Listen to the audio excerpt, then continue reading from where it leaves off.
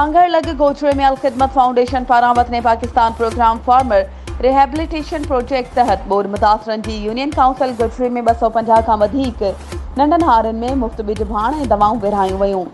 उन मौक़े ते अलख़िदमत फाउंडेशन जे सदर मोहम्मद राशिद राजपूत, ज़िले अमीर सांगड़ अब्दुल गफूर अंसारी, ज़हीर बाबर जतोई, डॉक्टर मोहम्मद सुहेल ऐं ॿियनि ख़िताब कंदे चयो त वॾेरनि सियासी पार्टियुनि इलेक्शन में वॾी कामयाबी हासिल कई, मुल्क जी आवाम जी ख़िदमत करण जी दावा कंदा आहिनि ऐं कामयाब माण्हुनि जो कहिड़ो इलाज कंदा आहिनि।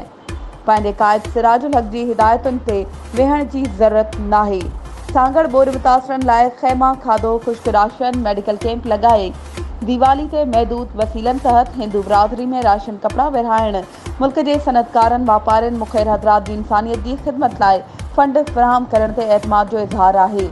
अलख़िदमत फाउंडेशन हर वक़्तु ज़रूरतमंदनि जी मदद कंदी आहे। असांजी पहिरीं तरजीह ख़ुराक जी तक़सीम हुई ऐं हाणे ग़रीब हारनि जी बहाली लाइ भाण बिज ऐं दवाउनि जा मुफ़्त पैकेज खणी आया आहियूं। वधीक ख़बरुनि ऐं अपडेट्स जे लाइ असांजे चैनल खे सब्सक्राइब कयो ऐं हा, बेल आइकन खे प्रेस करणु न विसारिजो त जीअं असांजी हर नई अचण वारी वीडियो तव्हां ताईं पहुची